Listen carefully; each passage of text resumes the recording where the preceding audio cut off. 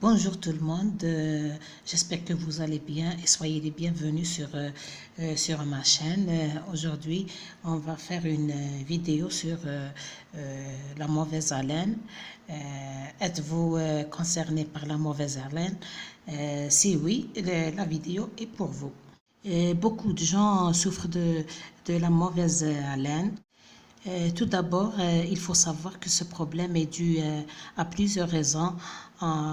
Il peut y avoir des problèmes dans la région de la bouche, ainsi que des bactéries et des champignons ou des infections qui causent ce problème dans la région du pharynx.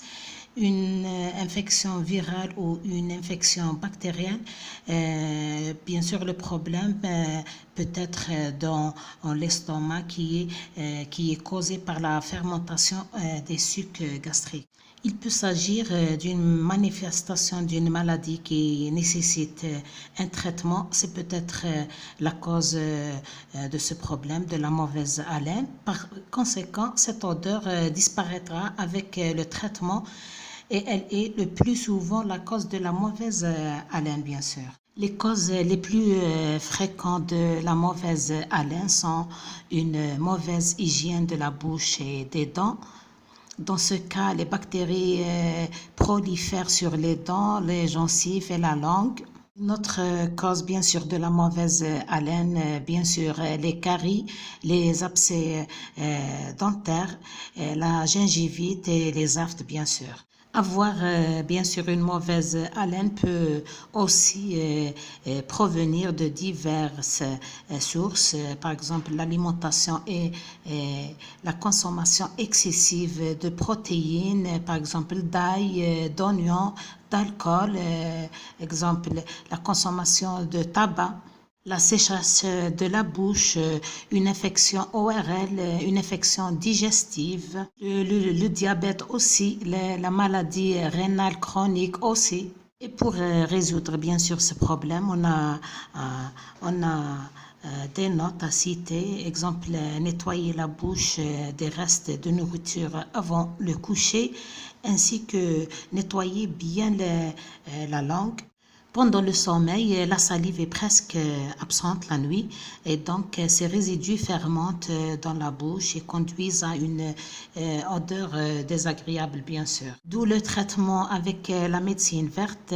Il y a plusieurs herbes et graines naturelles pour régler ce problème ou pour résoudre bien sûr ce problème. Le premier ingrédient, mes chéris, c'est la cardamome. Elle agit pour équilibrer la flore buccale. Peu importe à quel point vous vous souciez de la santé de votre bouche et de vos dents, la cardamome nettoie tous les tissus buccaux. Mâchez bien sûr une cardamome ou la mettre en bouche 1 à 3 fois par jour. Par précaution, bien sûr, nous le faisons 1 fois par jour. Le deuxième antiseptique, c'est bien sûr, comme vous voyez sur l'écran, c'est le persil qui est très riche en chlorophylle, ce qui est très important pour la santé dentaire. On prend un petit brin de persil, on le mâche ou on le mange sous forme de salade. C'est très bien pour la mauvaise haleine. Le basilic encore est une plante biologique dont les feuilles sont aromatiques et contiennent des substances très importantes pour la santé de la bouche ainsi que du corps en général. La menthe, mes chéris, aussi pour la mauvaise haleine. L'anis est utilisé comme gargarisme antiviral et bactérien, ce qui est mieux pour l'hygiène buccale.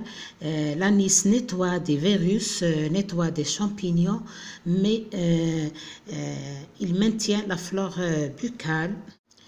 Comme la cardamome, le meilleur gargarisme naturel que l'on puisse utiliser. Ainsi, l'anis comme alternative à tout rinçage buccal vendu en pharmacie. Bien sûr, à la fin, l'ingrédient fort sur les germes, les microbes et les virus, c'est bien les clous de girofle.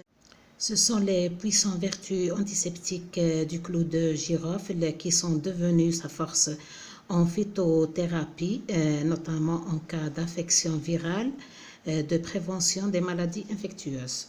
La vidéo touche à sa fin. Je vous souhaite une très bonne journée.